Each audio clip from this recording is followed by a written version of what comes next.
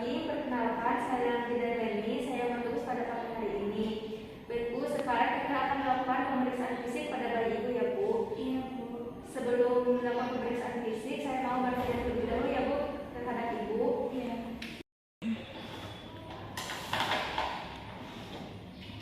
Baik Ibu, sebelumnya apakah Ibu punya kelainan atau gangguan metabolik pada keluarga Ibu?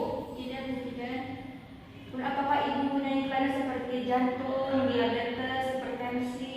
Alhamdulillah Bu, keluarga saya baik-baik saja. Alhamdulillah ya Bu. Apakah Ibu pernah memeriksakan kehamilan Ibu? Iya pernah Bu. Apakah ada kelainan pada bayi Ibu? Tidak ada, normal-normal aja kata dokter. Ya. Kemudian apakah persen Ibu kemarin itu normal atau SC Bu? Normal. Normal. Kemudian berat bayinya berapa Bu? Kalau nggak salah 3.000 gram. Ya. Baik Ibu, segitu dulu ya. Saya lanjutkan lagi untuk melakukan pemeriksaan fisik. Iya. Baik, untuk persiapan alat pemeriksaan fisik bayi baru lahir, di sini ada pentem bayi, ada alat penimbang bayi, ada meja pemeriksaan, kemudian ada APD yang berisi celemek, alat pelindung kepala, kacamata, masker, dan juga ada sepatu. Kemudian ada bak instrumen yang berisi sarung tangan dan kasa, kom yang berisi kapas, kemudian ada bengkok, ada stetoskop, termometer, pen light, pita ukur, metlin, kemudian ada selimut bayi dan juga topi bayi, dan ada baskom yang berisi air klorin dan air DTT. Kemudian ada tempat sampah kering dan tempat sampah basah. Sebelum melakukan tindakan, mencuci tangan dengan sabun dan air mengalir, kemudian keringkan dengan handuk atau tisu.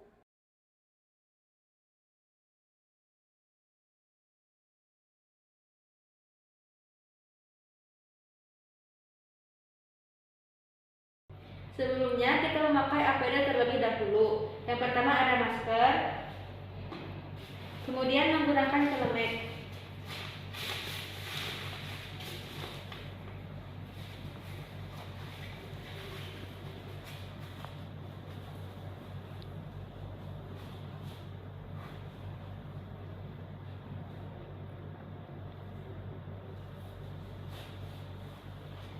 Kemudian menggunakan penutup kepala.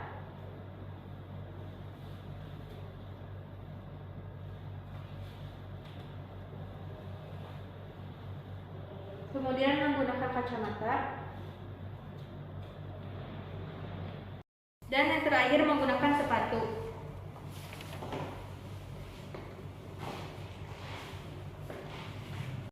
Kemudian menggunakan sarung tangan.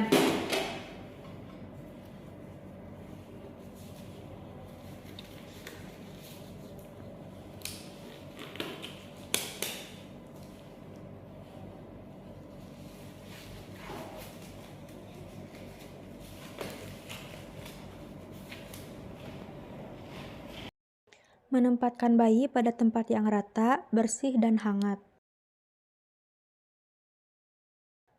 Buka baju bayi terlebih dahulu.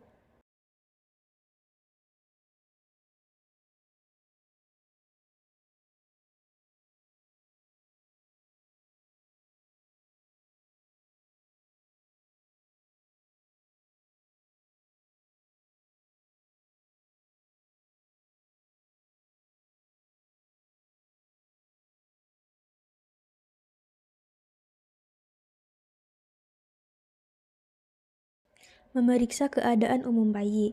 Yang pertama, menilai keseluruhan perbandingan bagian tubuh bayi, proporsional atau tidak, bagian kepala, badan, ekstremitas, pemeriksaan adanya kelainan, tonus, otot, tingkat aktivitas, warna kulit dan bibir, dan tangis bayi. Memeriksa tanda-tanda vital. Pertama, pemeriksaan laju napas dengan melihat tarikan napas pada dada menggunakan petunjuk waktu. Laju napas normal 40-60 kali per menit, tidak ada wheezing dan roci. Selanjutnya memeriksa laju jantung dengan menggunakan stetoskop dan petunjuk waktu. Laju jantung normal 100-120 kali per menit, tidak terdengar murmur jantung.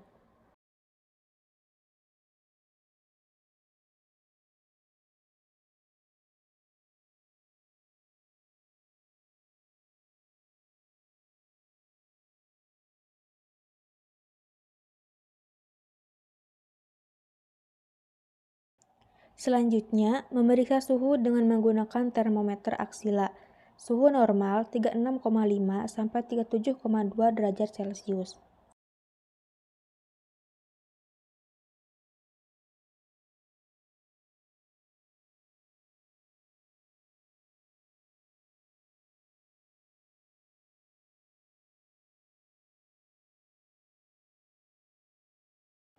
Selanjutnya, melakukan penimbangan berat badan.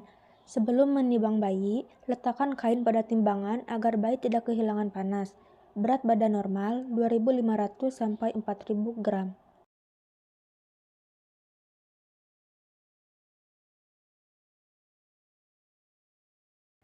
Melakukan pengukuran panjang badan.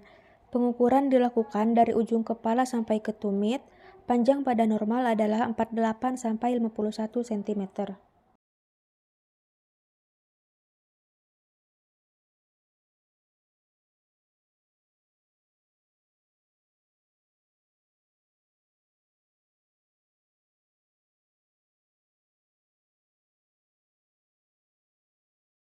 Selanjutnya memeriksa bagian kepala.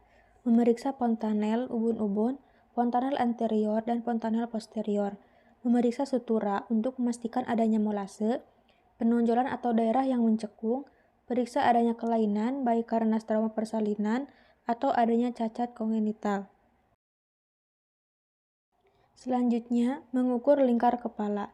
Untuk mengukur ukuran frontal occipitalis kepala bayi, normal rata-rata 35 cm.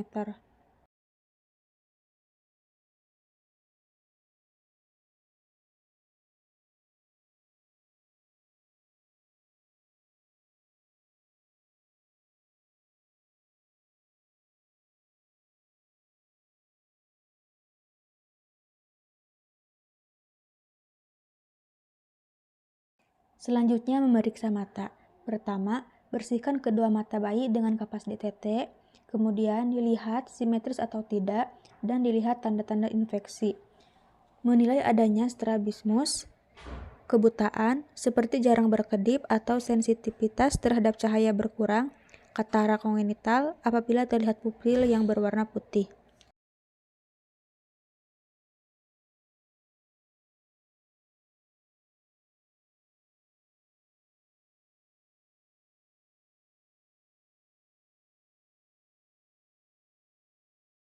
Selanjutnya memeriksa adanya refleks kedipan atau refleks glabelar.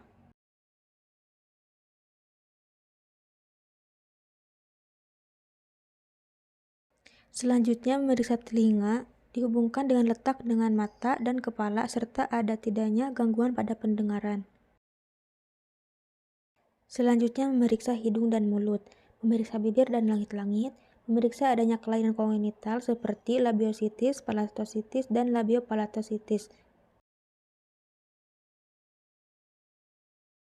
Selanjutnya refleks mencari atau refleks rooting, dan refleks sucking dinilai dengan mengamati bayi pada saat menyusu dan refleks swallowing. Selanjutnya memeriksa leher. Perhatikan adakah pembesaran atau benjolan dengan mengamati pergerakan leher, dan apabila terjadi keterbatasan dalam pergerakan bayi, maka kemungkinan terjadi kelainan pada tulang leher seperti kelainan tiroid. Selanjutnya memeriksa dada. Perhatikan bentuk dada, puting susu, simetris atau tidak. Jika tidak simetris, kemungkinan bayi mengalami pneumotoraks, hernia diafragma.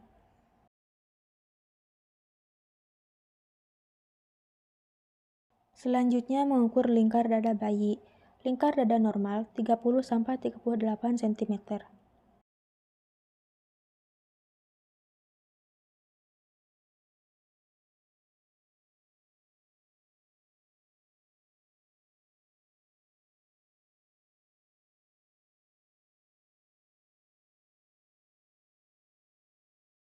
Selanjutnya memeriksa bahu, lengan, dan tangan. Perhatikan gerakan dan kelengkapan jari tangan untuk mengetahui adanya kelemahan, kelumpuhan, dan kelainan bentuk jari. Selanjutnya, refleks grasp atau refleks menggenggam. Sedikit angkat bayi jika bayi ada genggaman pada tangan.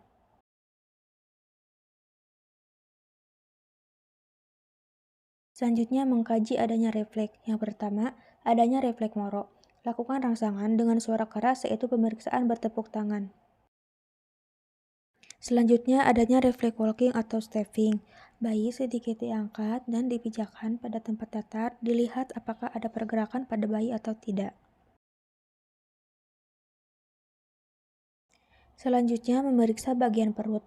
Perhatikan bagaimana bentuk, adakah penonjolan sekitar tali pusat pada saat menangis, perdarahan tali pusat, lembek pada saat tidak menangis, dan benjolan. Selanjutnya, memeriksa genitalia. Kelamin perempuan, vagina berlubang, uretra berlubang, terdapat labia mayor menutupi labia minor.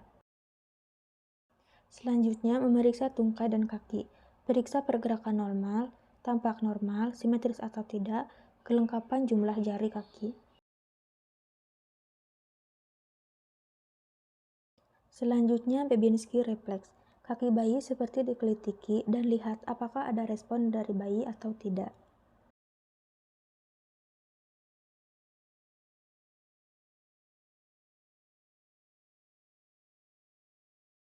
Selanjutnya, memeriksa punggung dan anus.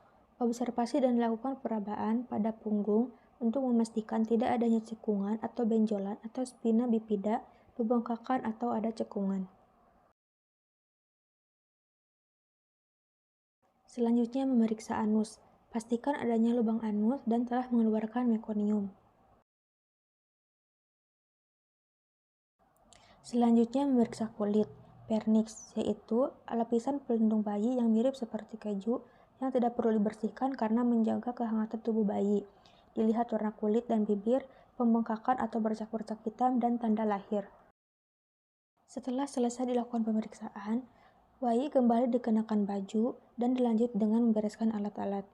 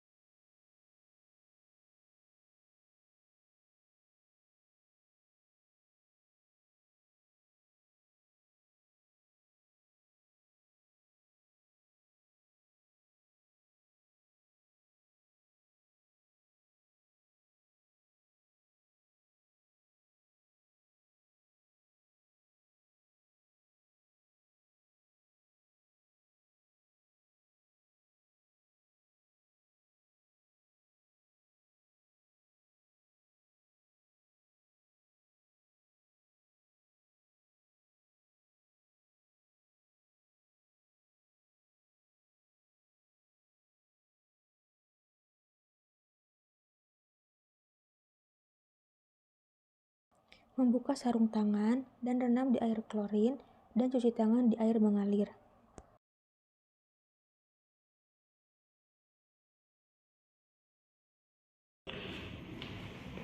Ibu, ini sudah dilakukan pemeriksaan. Alhamdulillah ya Bu, bayi ibu normal dan tidak ada kelainan. Ibu, nanti kalau ibu sudah di rumah, ibu harus tetap menjaga kesehatan bayi ya Bu. Suhu ruangannya tetap harus hangat. Terus kemudian kalau ibu keluar, jangan lupa bayinya dikasih topi ya Bu. Iya, Bu. Kemudian ibu harus memberikan ASI kepada bayi itu 2 jam sekali. Setelah itu selama 6 bulan, itu namanya ASI eksklusif Bu. Kemudian ibu harus juga merawat pari bayi ibu. Kita kalau misalkan udah mandi pakai sabun, itu harus tetap sering ya Bu, jangan dibiarkan basah. Dan ibu sebelumnya apakah ibu sudah mengetahui tanda bahaya pada bayi ibu? Belum. Dan ibu yang pertama itu ada kesulitan bernapas. Kalau misalkan bayi ibu kan kalau sulit bernapas kelihatan ya Bu. Iya. Itu langsung segera diperiksa. Kemudian ada kesulitan pemberian ASI atau si bayi itu susah menyusu, tidak mau.